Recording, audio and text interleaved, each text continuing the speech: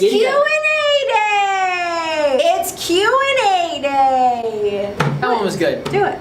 No, you did great. High five. Sponsored to you by Marmite. Because I love Right. Marmite. Hate Vegemite though. That stuff is gross. Go away, Vegemite. You know what you did. So To each their own. You do you. it's Q&A day. Q&A brought to you by Marmite. Better than Vegemite. And we've got a question from BRW Films. Thanks, BRW Films. Great question, and we appreciate all the questions that y'all are sending in. So I just got back from Australia. That's why I'm so against Vegemite, because that's all they had there. They didn't have Marmite, and I really wanted some Marmite.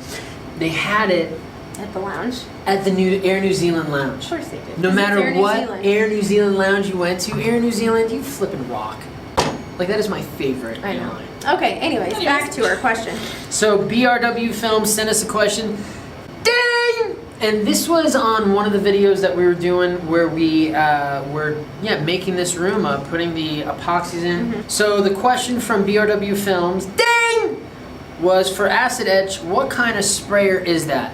That was a low pressure, handheld, hand pumped Chapman sprayer. Mm-hmm. But that's not the only sprayer you can use. Honestly, my favorite sprayer that we have is that Walmart one from the garden section. It's this HDX. white one, and it's great because those metal ones are a little cumbersome. They are, but and they're freaking expensive. They are, but if you're looking long-term applications, they're called HDX. You can get them in 2-gallon to even higher volumes. The problem is that after a while, that acid eats away at the seals, Sure. and you start losing pressure, and it happens pretty quickly. I was on a job site doing it once, and it kind of just, and you don't want that stuff spraying out and being uncontrolled. There are automated sprayers that you can get, or automatic sprayers that you don't have to pump them up. The pressure is constantly there. You attach air pressure or air compressor to it.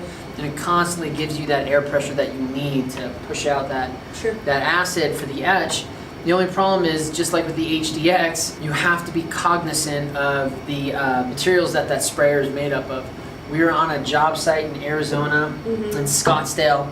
This was back in 2008. Oh, yeah. That was when you were first using those? Not us, that's when our client was. And I was not on that side of the job site, and our client was using a very expensive paint sprayer, like something about this big, and they put solvent-based sealers in it, and then they put first they put an acid etch, and then they put solvent-based sealers in there, and destroyed like a $5,000 sprayer within a couple of hours. Right. So you really need to understand the materials that the sprayer is made up of. Right.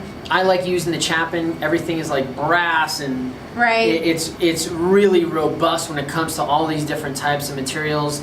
And what I like to do is, if you got a sprayer that you use for acid etch, use it only for that. I would say that's probably the biggest thing too. Just you're dealing with some pretty aggressive chemicals and whatever it is, and trying to clean out that pump. You're never going to. Yeah, so you're better off just, using a pump for a specific job or a specific chemical. We were on a job site with Tyrell, and we had this finishing aid, and we were told that there was plenty of pumps on site, and we didn't have to bring our own, which we didn't. We were going on a weekend date. It was a Friday. We're very excited to get home, and then somebody's like, "Oh yeah, I got a sprayer." Brings a sprayer out, and it said diesel fuel on it, and he's like, "I'll just spill it out into the grass." I'm like, "No. You cannot do that at all." No. So yeah, really designate your sprayers and don't reuse it for other materials. So anyway, thanks for the question. Yes. Appreciate it. Have a great day. Don't forget to like and subscribe. Ding that bell for notifications. Go Concrete! Beat asphalt.